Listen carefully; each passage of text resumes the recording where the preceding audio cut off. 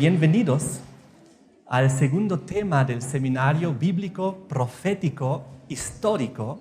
Quiero hacer un pequeño resumen de la semana pasada. Vimos que el diablo, que se llamaba antes Lucifer o Luzbel, era un querubín protector. Tenía que proteger la ley de Dios, allá en el trono de Dios, en la presencia de Dios. Aquella ley que era como un cerco de protección para el bienestar del universo, para que haya armonía, libertad, amor, protección en el universo.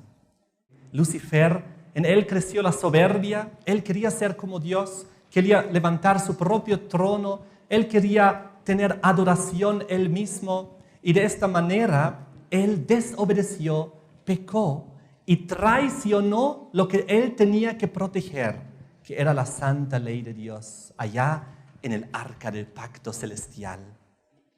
Entonces él comenzó con una campaña política, podríamos decir, engañando y prometiendo falsas cosas, falsas promesas, falsas profecías a los otros ángeles, a los otros seres inteligentes que existían en el universo.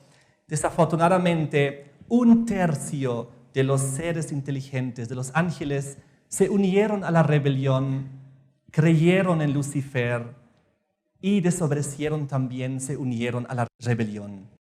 Jesucristo dijo de que Lucifer lamentablemente no se mantuvo en la verdad, porque él estuvo en la verdad.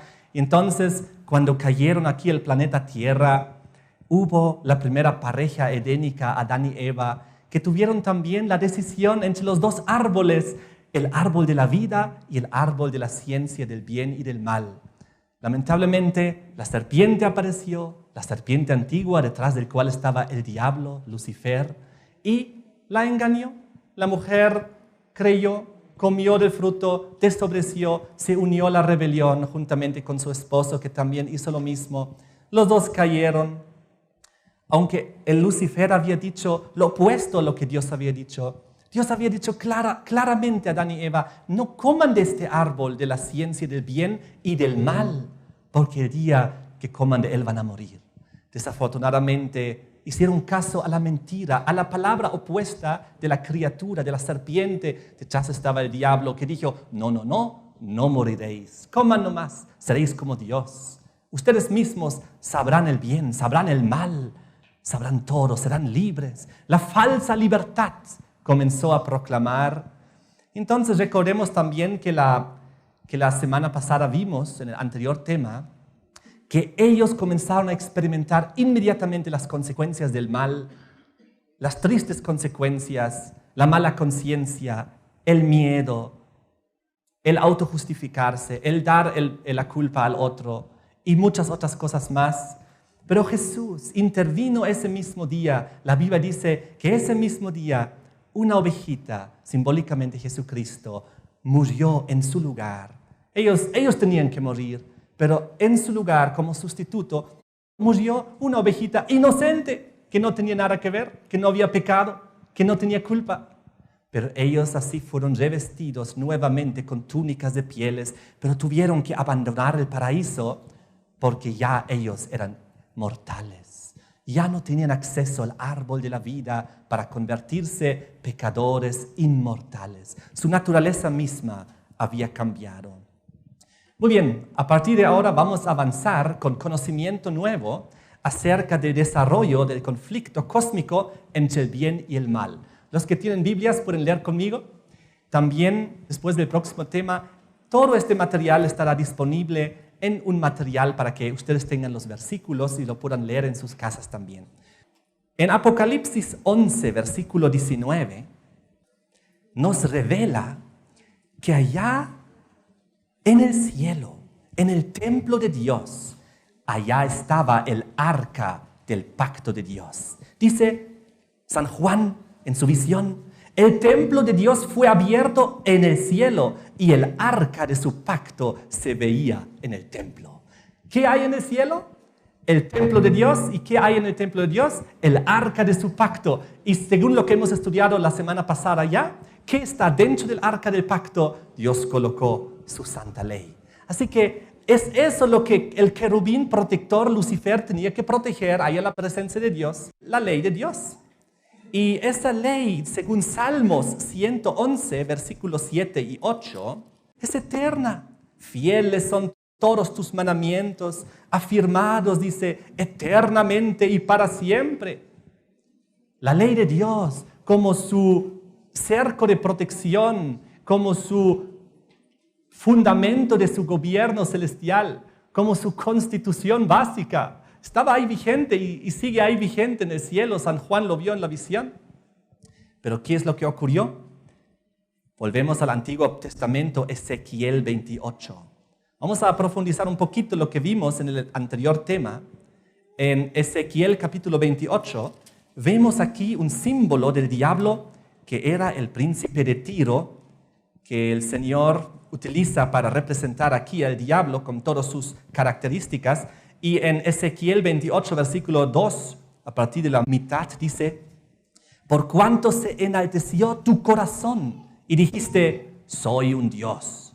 En el trono de Dios estoy sentado en medio de los mares, siendo tú hombre y no Dios. Y has puesto tu corazón como corazón de Dios. Esto fue el problema básico cuando Lucifer quería ser como Dios. La soberbia creció de tal manera que él quería levantar su trono, ser un Dios, recibir adoración. Y esa falsa libertad comenzó a proclamar a los ángeles celestiales, como también luego a los seres humanos.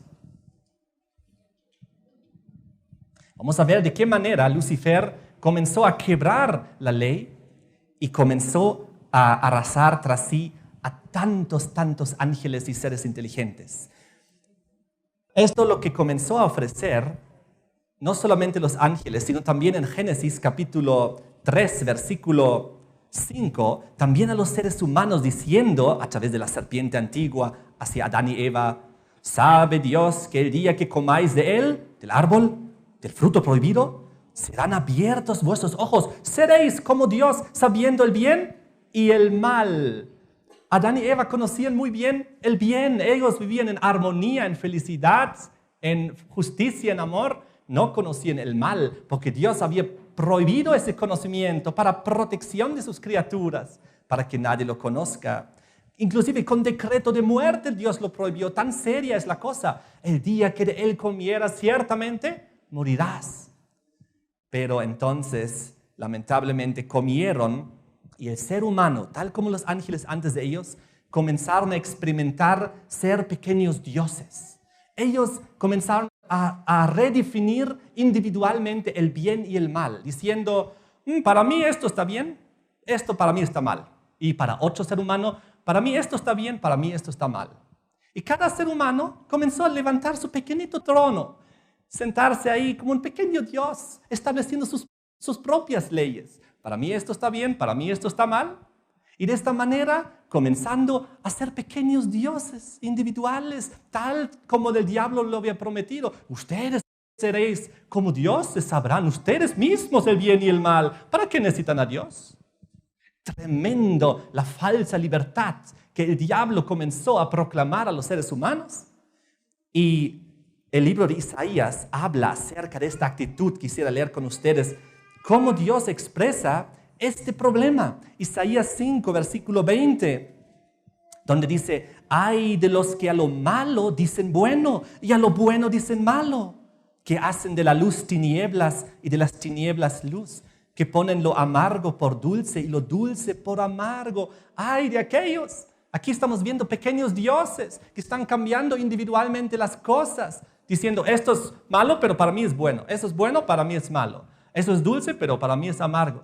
Esto es luz, para mí es tinieblas. Eso es tinieblas, pero para mí es luz. Y luego sigue el 21. Ay de ellos, los sabios en sus propios ojos, y de los que son prudentes delante de sí mismos. Eso es la tendencia que lamentablemente tuvieron que experimentar. Y la cosa en el libro de Jeremías lo expresa de esta manera.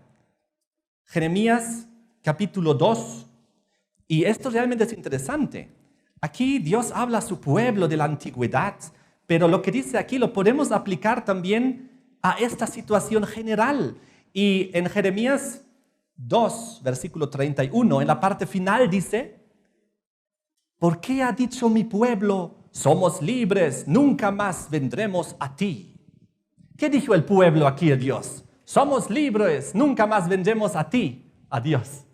La falsa libertad, somos libres, ya no necesitamos de Dios, no necesitamos de su ley, no necesitamos de su justicia, no necesitamos de su palabra, nosotros mismos lo haremos. Tremendo, eso es el problema básico, la falsa libertad, que solamente trae como consecuencia el sufrimiento, la enfermedad, la desgracia, la muerte, todas las consecuencias que nosotros estamos viendo en el mal. Ahora vamos a ver lo que ocurrió con los ángeles caídos.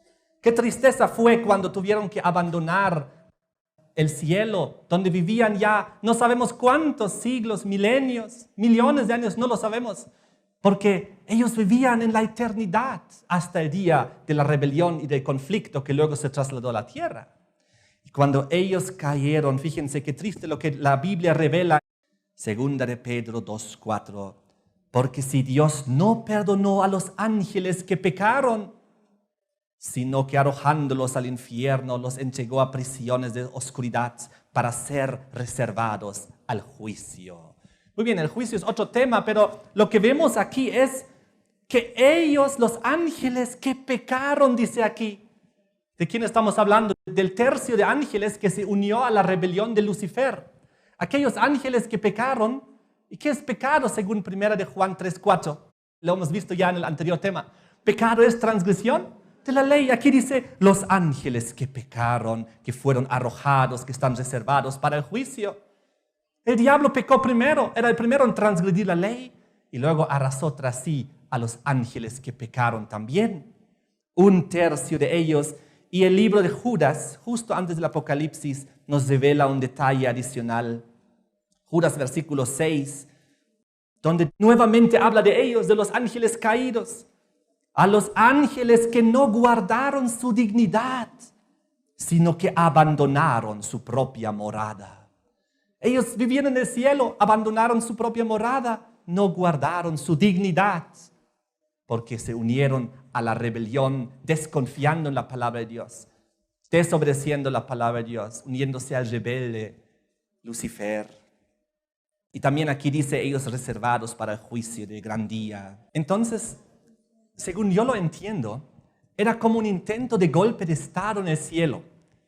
El diablo intentó que en lo posible todos los seres inteligentes se unan en la rebelión. Gracias a Dios solo fue un tercio de los ángeles celestiales que se unieron. Pero son muchos. Y aquí en este mundo Dios permitió que haya dos árboles. ¿No es así? El árbol de la vida y el árbol de la ciencia del bien y del mal. Y el ser humano también tenía la posibilidad de elegir. Yo me decido por Dios y sigo comiendo el fruto del árbol de la vida y no como el fruto prohibido de la ciencia del bien y del mal. O creo en lo que Lucifer está insinuando, sus hipótesis, sus filosofías, sus teorías, y yo como del árbol de la ciencia del bien y del mal y decido ponerme contra Dios, porque Dios lo prohibió, pero si yo lo como, efectivamente estoy rechazando la palabra de Dios y me uno a la rebelión. Dios permitió que estos árboles, estoy seguro, había en todos los lugares habitados del universo. Es posible que en el gran universo de Dios haya muchos lugares habitados donde viven seres inteligentes. Donde Dios también, no sé si puso también dos árboles, pero algo habrá hecho para que todo ser inteligente pueda tomar su decisión conscientemente, para que haya libertad. ¿Por qué podemos decir esto? En Apocalipsis capítulo 12 hay un versículo que nos da a entender que hay muchos lugares habitados en el universo. Apocalipsis 12, versículo 10. En el versículo 9 nos habla que Satanás, que engañó al mundo, fue arrojado a la tierra y sus ángeles con él. Y el versículo 10 dice, entonces oí una gran voz en el cielo que decía, ahora ha venido la salvación, el poder y el reino de nuestro Dios y la autoridad de su Cristo, porque ha sido lanzado fuera el acusador de nuestros hermanos, el que los acusaba delante de nuestro Dios día y noche. Y ellos le han vencido por medio de la sangre del Cordero. Dice el versículo 12, por lo cual, alegraos, cielos y los que moráis en ellos. Pero ay de los moradores de la tierra y del mar, porque el diablo ha descendido a vosotros con gran ira, sabiendo que tiene poco tiempo. Aquí vemos que la Biblia habla en plural. Dice, alegraos, cielos y los que moráis en ellos. No dice, alegrate cielo y los que moráis en él. Alegraos cielos y los que moráis en ellos, porque el gran acusador ha sido lanzado fuera del cielo a la tierra. Pero ay de los habitantes de la tierra y del mar. El diablo está con gran ira sabiendo que tiene poco tiempo. Su tiempo, poco a poco, se acaba. Porque justo a este mundo, aquí mismo en Apocalipsis 12, el versículo 9, nos lo revela por qué este mundo ha sido lanzado fuera el gran dragón, la serpiente antigua que se llama Diablo y Satanás, el cual engaña al mundo entero. Fue arrojado a la tierra y sus ángeles con él. El mundo entero. Porque en este mundo, desafortunadamente, la especie humana en su totalidad aceptó al engañador. Eran solo dos. En aquel entonces, los dos comieron. El 100% de la especie humana cayó. Y por esto, este mundo se hizo apto para desterrar a Lucifer y sus ángeles caídos de los otros mundos y del cielo a este lugar. De esta manera, el diablo en este mundo llegó a ser lo que quería ser en el cielo, el príncipe de este mundo. Jesucristo en San Juan 12:31, ahí Jesús dice, el príncipe de este mundo, hablando acerca del diablo. Y hay algo inclusive más fuerte en 2 Corintios 4:4, cuando habla acerca de Lucifer. No solo dice el príncipe de este mundo, habla del Dios de este mundo. Dios en minúscula. El diablo consiguió apoderarse de este mundo. 2 Corintios 4:4 habla del Dios de este mundo que cegó el entendimiento de los incrédulos para que no les resplandezca la luz del evangelio de la gloria de Cristo, el cual es la imagen de Dios. Y Jesucristo, cuando Él, vamos a ver la imagen, cuando Jesucristo estaba ahí durante las 3 tentaciones en el desierto, en Mateo 4, versículos 8 y 9, ahí el diablo le mostró los reinos de la tierra y la gloria de ellos. Y el diablo dijo a Jesús, todo esto te lo daré si te postras y me adoras. El Dios de este mundo, Lucifer, Dios en minúscula, quería la adoración de Jesucristo, el Hijo de Dios que estaba aquí en este mundo. De esta manera, nosotros que creemos en Dios, que queremos hacer su voluntad, estamos en tierra, en cierto sentido, tierra enemiga, en un lugar difícil donde no está gobernando en este momento Dios, sino el príncipe de este mundo, el cual reclama la gloria y los reinos como suyos. Quiero añadir en este punto, ¿por qué la prueba de lealtad en el jardín de Edén era un árbol y una fruta? Por si acaso no fue una manzana. La Biblia no dice qué fruto era. Pudo haber sido cualquier fruto, no lo sabemos. El ser humano se inventó que era una manzana. Eso no dice la Biblia. Pero el hecho es el siguiente. Era la demostración visible y externa, el hecho de sacar el fruto y de comerlo, era la demostración externa y visible de la decisión que habían tomado en su corazón, en su mente, en favor de la rebelión. Sabemos que Dios es un Dios de amor, de libertad, de justicia. El principio básico de Dios es justamente esto, la libertad, el amor y la justicia. Dios no fuerza ni obliga a nadie a seguirle, a obedecerle, a amarle.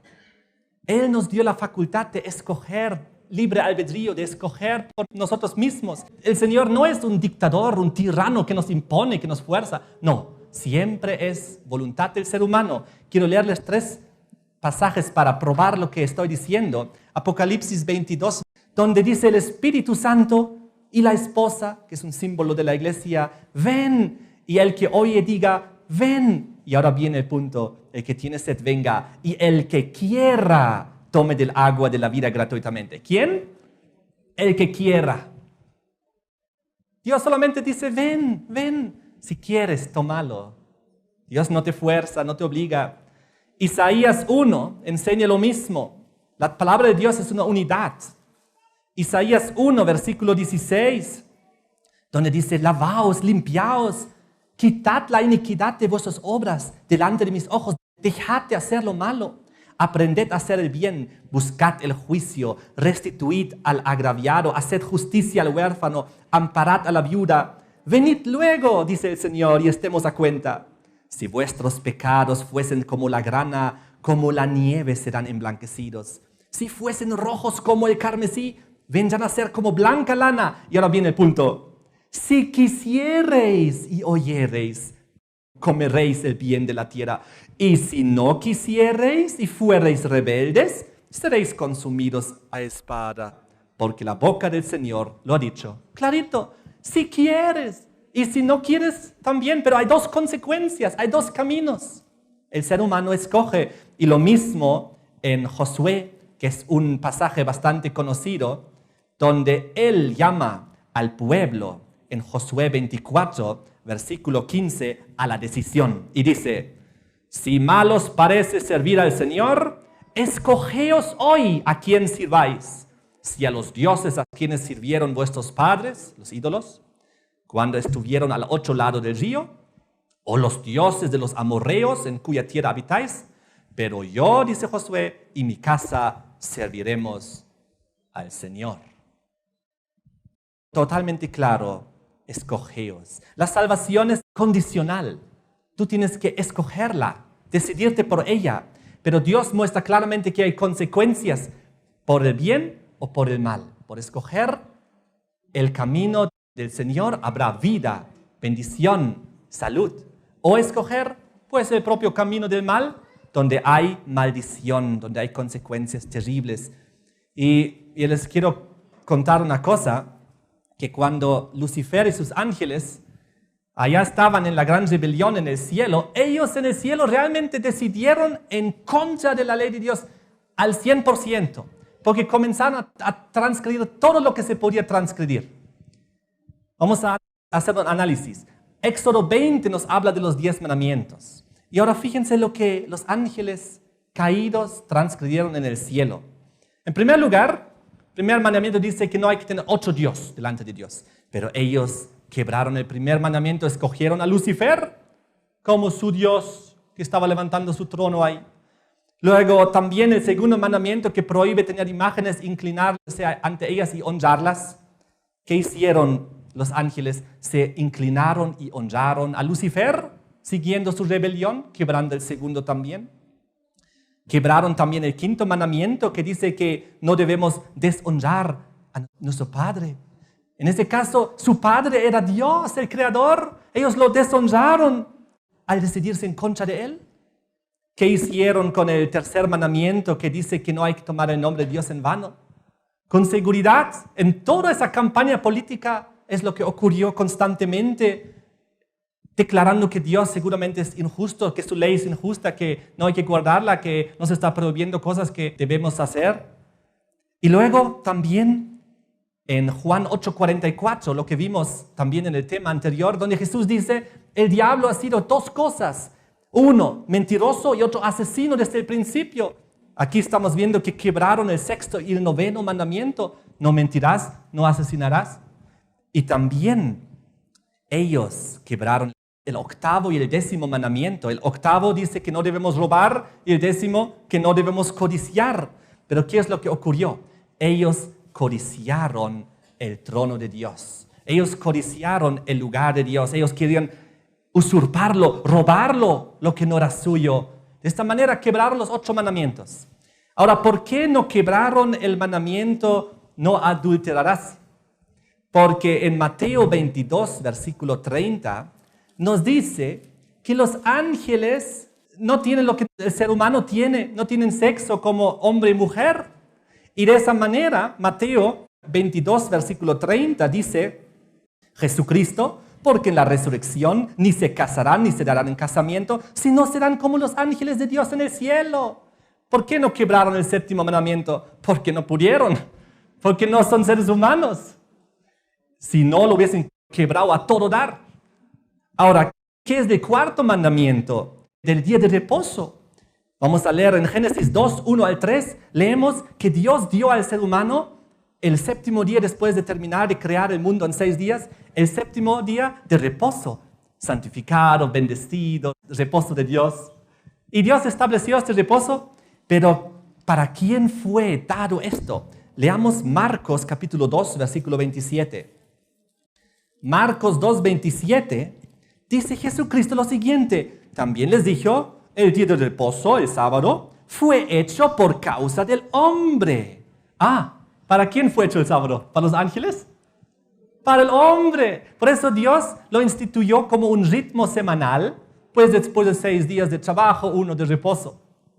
Muy interesante, el sábado fue hecho por causa del hombre. Los ángeles con seguridad en el cielo, me imagino, tenían también ritmos donde ellos en ciertos momentos adoraban a Dios en un momento muy especial, pero el mandamiento del sábado, del día de reposo, fue dado al hombre, no los ángeles, sino con seguridad ellos lo hubiesen quebrado a todo dar. Muy bien, muy interesante. Dios hizo todo esto bien y el diablo lo hizo todo mal. El diablo odia el fundamento del gobierno de Dios, como acabamos de ver. Él odia también sobre todo estas 2 instituciones que fueron dadas solamente al ser humano. En el 6º día Dios juntó a Adán y Eva el matrimonio. Y en el 7º día Dios descansó. 2 instituciones santas que Dios puso en el jardín Edén y que el diablo lo vio y comenzó a destruirlo tal como pudo en el mundo actual. Estas 2 instituciones santas y divinas, edénicas, antes de la entrada del pecado, instituidas por Dios. Y el diablo comenzó a través de sus huestes angelicales caídas, lo que se llaman los ángeles caídos, los demonios, los espíritus inmundos, las huestes espirituales de maldad, a destruir todo esto. En este mundo el diablo odia los matrimonios, intenta destruirlos todos, ¿no es así? Hay pocos matrimonios que siguen felices, ¿no es así? ¿Por qué? El diablo está destruyendo esas cosas. Y el diablo también odia el reposo que Dios puso en este mundo. También esto está intentando eliminar de la faz de la tierra. Esta es una lucha espiritual. Les quiero leer un versículo aquí en Efesios. Cuando ya cayeron estos ángeles aquí en la tierra, comenzó una lucha espiritual. Busquen los que tienen Biblia, Efesios, capítulo 6, versículo 12. Fíjense, no tenemos lucha contra sangre y carne, no es contra otras personas, sino contra principados, contra potestades, contra los gobernadores de las tinieblas de este siglo, contra huestes espirituales de maldad en las regiones celestes. Es una lucha espiritual, es fuerte esta lucha. La Biblia nos habla en varios lugares de que había endemoniados en la historia humana y Jesucristo se enfrentó a ellos y los liberó, a los pobres cautivos del diablo, los endemoniados, los que estaban poseídos por el diablo. Jesús los liberó. Vamos a ver un ejemplo nomás en Mateo 8, porque aquí nos revela algo muy interesante, la relación entre los ángeles caídos cuando ven a Jesucristo, Hijo de Dios, hecho hombre. ¿Cuál es su relación? Mateo 8, 28 y 29. Cuando llegó a la otra orilla, a la tierra de los Gadarenos, Jesús llega ahí. Vinieron a su encuentro 2 endemoniados que salían de los sepulcros, feroces en gran manera, tanto que nadie podía pasar por aquel camino. Y clamaron diciendo: ¿qué tienes con nosotros, Jesús, Hijo de Dios? ¿Has venido acá para atormentarnos antes de tiempo? Los ángeles caídos saben muy bien que van a recibir el juicio, como hemos visto antes. Eso es lo que les espera. Y aquí le preguntan a Jesucristo: ¿has venido a atormentarnos antes de tiempo? Pero no era ese el propósito de Cristo. Jesús quería liberar a este pobre hombre endemoniado y sacar esos demonios fuera. Pero lo interesante es que los 2 demonios, dice aquí, clamaron, se postraron ante el Señor, dice en el otro pasaje que habla de lo mismo, y diciendo: ¿qué tienes con nosotros, Jesús, Hijo de Dios? Ellos reconocieron a Jesucristo como el Hijo de Dios, pero ¿saben qué? Aunque le reconocieron y se postraron ante Él, como dice en otro pasaje que habla lo mismo, no le aman ni le obedecen. Muy importante detalle. Ahora vamos a ver esta imagen aquí de cómo Jesús sacó a estos demonios. Y ahora vamos a ver lo siguiente, de que el diablo es el maestro en sembrar la duda. El diablo comenzó a sembrar duda en los corazones, primero de los ángeles que él engañó y luego de los seres humanos, a través de todos sus engaños, porque el diablo cubre su verdadera identidad. El diablo nunca aparece como él mismo diciendo, yo soy Lucifer, el ángel caído, tienes que obedecerme. No, la gente diría, no, yo no quiero nada contigo. Por eso él viene disfrazado como una serpiente cuando se apareció ante Eva. Pero ¿cómo aparece él? ¿Cómo se cubre su verdadera identidad? Segunda de Corintios nos lo muestra, capítulo 11, versículos 13 y 14. Segunda de Corintios 11, 13 y 14. Porque estos son falsos apóstoles, obreros fraudulentos, que se disfrazan como apóstoles de Cristo. Y no es maravilla, porque el mismo Satanás se disfraza como ángel de luz. Así que no es de extrañarse si también sus ministros se disfracen como ministros de justicia. El diablo se disfraza para engañar. No viene con las verdaderas intenciones. Por eso tenemos que conocer la palabra de Dios y estudiar. Cuando él vino y a través de la serpiente antigua y le habló a Eva, ¿qué le dijo en Génesis 3, versículo 1? Viene y dice a Eva, ¿con que Dios os ha dicho no comáis de todo árbol del huerto? ¿Estás seguro? ¿Dios te ha dicho eso? ¿No te has equivocado? Comienza a sembrar dudas. De eso se trata. Primero siembra dudas en el corazón y luego lanza las mentiras cuando ya hay una duda sembrada. Lo mismo hace siempre con Job, como vamos a ver en un instante. 2/3 de los ángeles se quedaron en el cielo, no se unieron a la rebelión. 2/3. Pero los que se quedaron en el cielo, ¿creen ustedes que estaban sin duda, cero duda, totalmente convencidos? No. Los 2/3 quedaron en el cielo y dijeron, ay, nunca nos hizo nada malo Dios, hemos vivido siempre feliz. Yo me quedaré mejor con el Señor, no me voy a unir a la rebelión. Pero había duda, quedaba duda. ¿Será que Lucifer tiene razón? Entonces, muy interesante es que esta duda que se mantenía en los 2/3 de los seres inteligentes, ¿será que Dios es justo? ¿Será que su ley realmente es justa, santa y buena? Como dice Romanos 7:12. ¿O será que Lucifer tenía razón? ¿Será que Dios es realmente amor? ¿Cómo tratará Dios al pecador? ¿Cómo juzgará Dios? Todas esas dudas estaban todavía ahí. Y entonces Dios, por amor de la verdad y de la justicia y la libertad, permitió una vez en la infinita historia del universo el desarrollo del mal para demostrar de que realmente la ley es buena, justa, el cerco de protección contra el mal, que realmente no es un juego jugar con la tentación, con el pecado, con la desobediencia. Y una vez en la historia infinita del universo permitió la maduración y el desarrollo del mal. Y les quiero dar un ejemplo por qué lo hizo Dios. Imagínense una pareja, un hombre y una mujer. Tienen un lindo jardín y en ese jardín de repente crece una planta, una extraña planta. Y el hombre dice, esta planta debe ser terrible, nos va a arruinar todo el jardín, tenemos que arrancarla. Y la mujer dice, no, yo creo que esta planta va a ser una linda flor que va a embellecer todo el jardín, hay que dejarla. Entonces el hombre va y agarra la planta y la arranca. Y entonces pasan las semanas, los meses, los años, y cada vez cuando hablan del tema, la mujer dice, yo sé que esto hubiese sido una linda flor y tú la arrancaste. Y el hombre diría, no, yo estoy seguro que hubiese sido una planta maligna, nos hubiese arruinado todo el jardín. Pero hubiese quedado la duda por siempre, por la eternidad. Nunca se hubiesen puesto de acuerdo, siempre la duda hubiese seguido. Pero si los dos hubiesen dicho, muy bien, dejaremos que crezca. Y si realmente es mala, la arrancamos. Y si realmente es una flor bonita, la dejamos. Hay que dejar crecerlo. Tal como dice el Señor Jesús, cuando Él dice en Mateo 7, 15, por sus frutos lo conoceremos.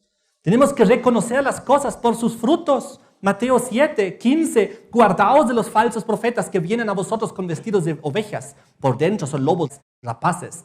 Por sus frutos los conoceréis.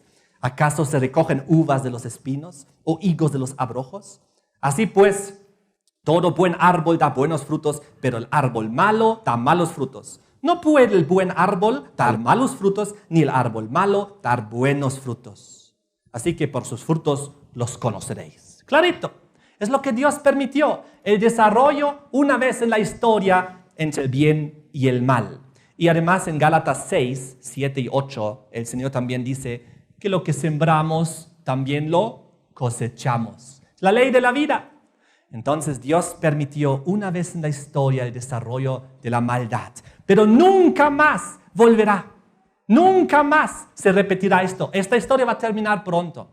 En este seminario de profecía, Biblia, historia, vamos a ver que este desarrollo del bien y del mal está casi llegando a su punto final, a su clímax. Después de 6.000 años de desarrollo, desde la caída de Adán y Eva hasta el día de hoy, estamos cerca. Casi todas las profecías están cumplidas. Falta un poquito más, lo que vamos a ver en los siguientes temas también. Y entonces Dios le va a poner fin al mal. Nuevamente Dios va a restaurar las cosas. Todo malo, Dios lo va a ponerle fin después de que ya no quede duda, después de que todos sepan, esto realmente es malo, realmente Dios es justo. Sí, su ley es importante, hay que dejarla ahí. Cuando la última duda sea despejada, fíjense lo que dice Malaquías capítulo 4, versículo 1, el final de la maduración del bien y del mal. Malaquías 4:1, porque he aquí viene el día en el cercano futuro cuando el Señor regrese, ardiente como un horno, y todos los soberbios, y todos los que hacen maldad serán estopa. Aquel día que vendrá los abrazará, ha dicho el Señor de los ejércitos, no les dejará ni raíz ni rama. Raíz y rama de la maldad serán eliminados. ¿Quién es la raíz? ¿En quién se originó el mal? Lucifer. ¿Quiénes son las ramas que salieron de su desobediencia? Todos los ángeles caídos y todos los seres humanos que se han unido en la rebelión. Pero, ¿saben? Inclusive el Lucifer, el ángel caído, va a dejar de existir. Me quiero adelantar un poco. Ezequiel 28, 19. En Ezequiel 28 hemos leído la historia de Lucifer, cómo él era bueno y perfecto y bello y cómo cayó. Y ahora dice aquí cómo terminará su historia en el futuro. Yo creo que este es el versículo, uno de los versículos que más odia el diablo de toda la Biblia, porque revela su futuro personal. Ezequiel 28, 19 dice, todos los que te conocieron de entre los pueblos se maravillarán sobre ti. Espanto serás y para siempre dejarás de ser. Raíz y ramas. Todo el conflicto actual se va a acabar en un cercano futuro. Este problema no es eterno ni para siempre. Es un fragmento pequeñito en la historia eterna del universo. La eternidad frente a 6.000 años de desarrollo del mal. Y luego, fin. Fíjense, esta duda Dios la va a despejar a medida que pasa el tiempo. Cuando Lucifer salió del cielo, la duda todavía estaba bastante grande. La duda estaba ahí durante tanto tiempo, pero Dios la comenzó a despejar de a poco en poco. Los ángeles en el cielo que están contemplando el desarrollo del bien y del mal en el mundo, poco a poco sus dudas van despejando. Cuando ellos vieron, por ejemplo, a Jesucristo muerto en la cruz y vieron cómo trató Lucifer al Hijo de Dios, que solo era bueno y sanaba a la gente y ayudaba a la gente y perdonaba a la gente y los liberaba de los demonios. Cuando lo vieron como el diablo finalmente lo puso en la cruz, ya casi las últimas dudas de quién tiene razón fueron despejadas. Pero aún así, todavía continuó la historia y han pasado 2.000 años más. Y en el cercano futuro la Biblia dice que el Señor volverá y antecitos que vuelva, Dios va a derramar las postreras plagas antes de la venida de Cristo. Y es ahí, en los juicios finales, donde la última duda que todavía puede quedar en los ángeles se va a despejar, porque dice Apocalipsis 16, versículo 5, justo en los últimos eventos de la historia humana antes de la venida de Cristo, oí al ángel de las aguas que decía, justo eres tú, oh Señor, el que eres y que eras, el santo, porque has juzgado estas cosas. Justo eres. Y el versículo 7 sigue diciendo, también oía otro ángel que desde el altar decía, ciertamente, Señor Dios Todopoderoso, tus juicios son verdaderos y justos. Y uno tras otro los ángeles, todos declaran, Dios, tú eres justo, ya no hay ninguna duda. De esta manera, quiero volver a Génesis capítulo 3. Porque en Génesis capítulo 3, Dios, después de que Adán y Eva habían pecado, habían desobedecido a Dios y habían comenzado a experimentar las consecuencias, fue ahí donde Dios dio una profecía. Antecitos de colocarlos los vestidos, las túnicas de pieles de las ovejas. Antecitos de eso. En el versículo 15, Génesis 3:15, Dios dio la primera profecía de toda la Biblia. La primera profecía donde Dios dice, pondré enemistad entre ti. Dios está hablando a la serpiente detrás de la cual está Lucifer, el diablo. Dios dice, pondré enemistad entre ti, Satanás, y la mujer, que aquí es una representación del pueblo de Dios, como vamos a ver. Y luego sigue diciendo, y entre tu simiente, la simiente de la serpiente, y la simiente suya, de la mujer. En otras palabras, Dios dice aquí, habrá dos descendencias en este mundo, dos linajes, dos simientes, una de la serpiente, detrás del cual está simbólicamente el diablo, la desobediencia y la rebelión, y otra simiente, otra descendencia de la mujer, de la cual detrás está simbólicamente el Señor, la obediencia y la lealtad hacia Dios. Y ahora sigue diciendo la profecía, esta te herirá en la cabeza. La descendencia de la mujer te herirá en la cabeza a la serpiente y tú, la serpiente, le herirás en el calcañar, en el talón. Entonces aquí, por si acaso la traducción no es tan buena, otra traducción dice, la descendencia de la mujer creyente va a no solamente pisar, va a aplastar y destruir la cabeza de la serpiente, pero la serpiente también va a actuar y va a herir el calcañar de la descendencia de la mujer. En otras palabras, lo que estamos viendo aquí es la primera profecía mesiánica, diciendo que vendrá un Salvador, vendrá en el futuro uno que va a destruir la cabeza de la serpiente, su descendencia, al diablo mismo.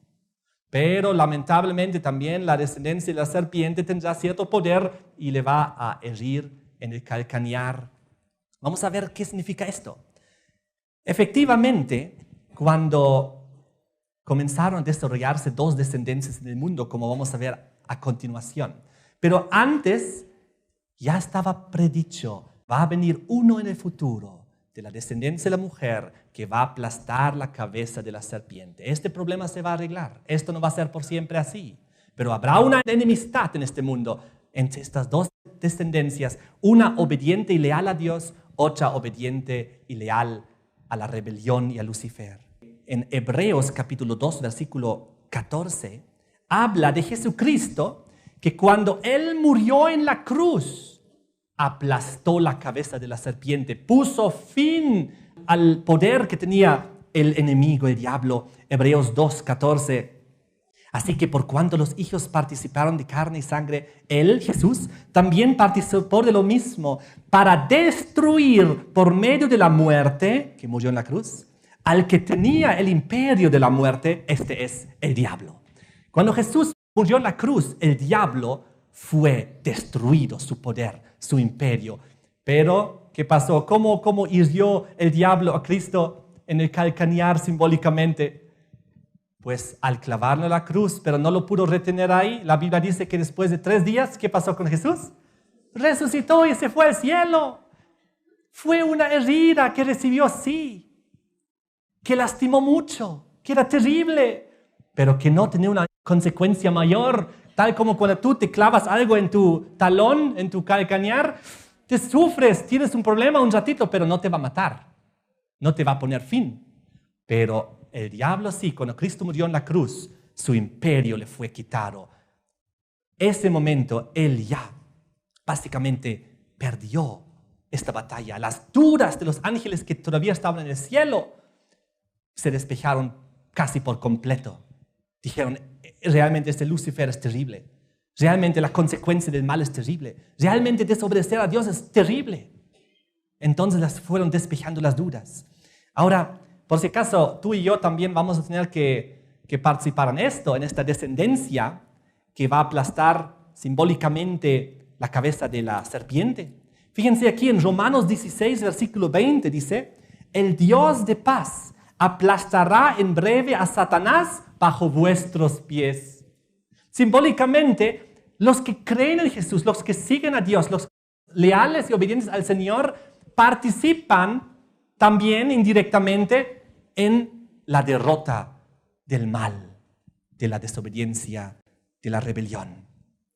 Ahora sí, vemos aquí los dos hermanos, los primeros dos hijos, Génesis 4, de Adán y Eva, Caín y Abel. Una triste historia.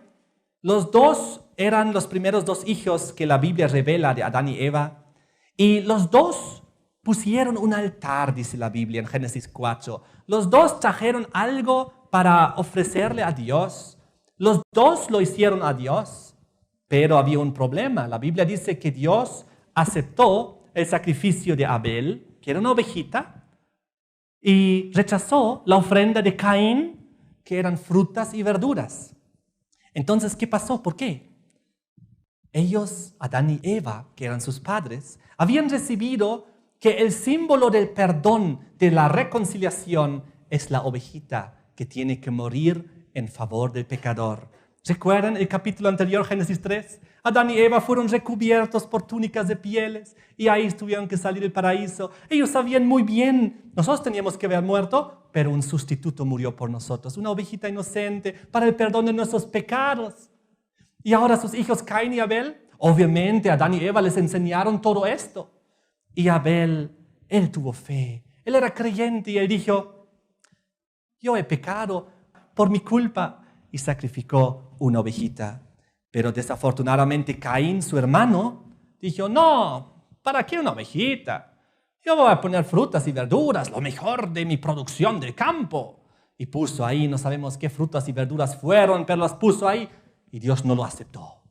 Y entonces la Biblia nos revela que se enojó gravemente Caín y vino, ¿y qué hizo con su hermano Abel? Lo mató, lo mató. Esto, el hecho de que haya matado a su hermano, revela que realmente Caín tenía un problema grande en su interior. Tú no matas así nomás a tu hermano. El Caín tenía un terrible problema que se manifestó en no obedecer a Dios. En decir, sí, yo también voy a sacrificar, voy a ofrendar algo, pero no lo que Dios ha dicho, no lo que Dios ha instituido, sino lo haré a mi propia manera. Pondré frutas y verduras. Y ahí vemos el comienzo de la descendencia de la serpiente. ¿Por qué? Era el hecho de no hacerlo según la voluntad de Dios. Caín quería poner su propio pequeño trono. Caín quería ser un pequeño Dios y hacer su voluntad, lo que a él le parecía bien, lo que a él le parecía mal. Pero frutas y verduras no son el símbolo de Jesucristo. No son el símbolo del Cordero de Dios que quita el pecado del mundo. Frutas y verduras no sufren, no dan su vida, no mueren, no derraman su sangre. No son el símbolo de Jesús. Y ahora fíjense, Caín y Abel y sus padres, Adán y Eva, conocieron muy bien la primera profecía, que habrá dos descendencias y que vendrá un día uno, aquel representado por la oveja, que va a poner fin a la maldad. Y ellos creían, Abel creía en esto. Y ahora les quiero leer unos cuantos versículos que lo confirman lo que estamos viendo. Vengan conmigo a Hebreos capítulo 11. Esto es maravilloso. Hebreos capítulo 11 nos dice lo que es la fe. Y vamos a ver que Abel tuvo fe, pero que Caín no tuvo fe. Dice Hebreos 11, versículo 1. Es pues la fe, aquí es la definición bíblica de fe. Es pues la fe, la certeza de lo que se espera.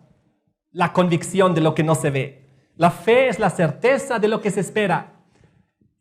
Abel, él esperaba al Mesías prometido. Por fe puso a la ovejita el símbolo correcto para el perdón de sus pecados. Por fe. Y tal lo dice aquí en el versículo 4.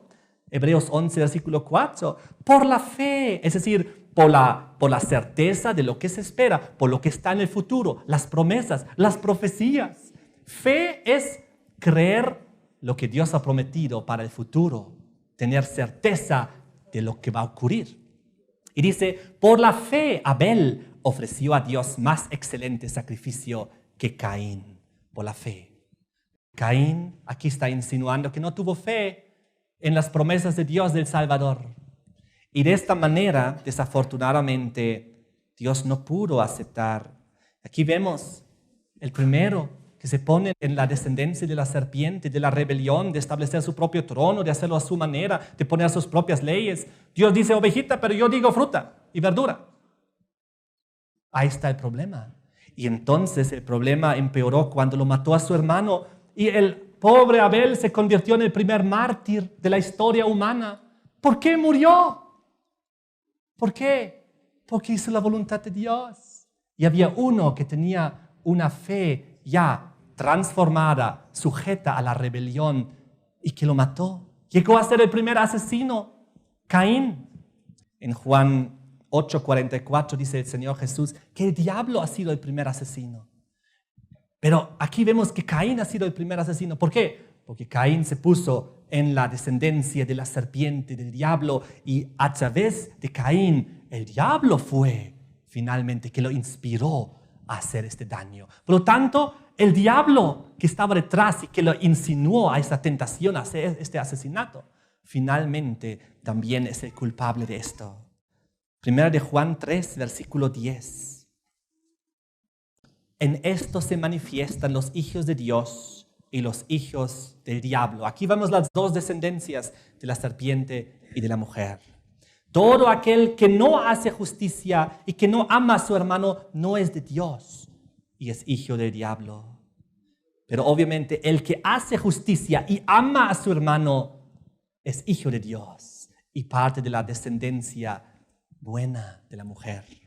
Y dice el versículo 12, no como Caín, que era del maligno, que era del diablo, y mató a su hermano. ¿Y por qué causa lo mató? Dice, porque sus obras eran malas y las de su hermano justas. Las obras de Abel eran justas. ¿Por qué? Porque él decidió hacerlo según la voluntad de Dios. Abel no decidió poner su propio trono, elevarse con un pequeño Dios y sacar sus propias leyes. No, Abel se sujetó a lo que Dios había dicho, obediente, leal a su Creador, diciendo, yo voy a hacer lo que Dios dice. Pero desafortunadamente su hermano Caín, no. Él decidió ponerse en parte de la rebelión. Y ahora en el libro de Judas, justo antes del Apocalipsis, nos habla en los versículos 11 al 13 de aquellas personas que iban a vivir en desobediencia. Y habla que ellos son el camino de Caín, la descendencia de la serpiente, del diablo, que iba a estar siempre en enemistad con aquella descendencia como Abel, que querían hacer lo correcto y lo justo. Y dice en Judas, versículo 11, ay de ellos porque han seguido el camino de Caín. El camino de Caín, el camino de la desobediencia, el camino de la rebelión, el camino de la violencia, de la crueldad, de la maldad. Y el próximo tema que vamos a ver cómo esto se sigue desarrollando y cómo efectivamente, geográficamente, se establecieron dos grupos en este mundo antes del diluvio en la historia. Unos haciendo la voluntad de Dios y los otros haciendo su propia voluntad. En otras palabras, la falsa libertad de la rebelión de Lucifer. Y vamos a ver cómo Dios llevó esto hasta el final en el diluvio y cómo entonces se estableció el mundo después del diluvio al cual pertenecemos nosotros y cómo esto ya continuó y ya vamos a estar muy cerca del libro de Daniel, que es nuestro tema principal del seminario. Muy bien, de esta manera yo les invito a todos a ser como Abel. Hay dos caminos. Dios nos recomienda: toma el camino de la vida, el camino del bien. No vayas por el camino de Caín, por la rebelión. No te pongas en la descendencia de la serpiente. Haz la voluntad de Dios. Amén.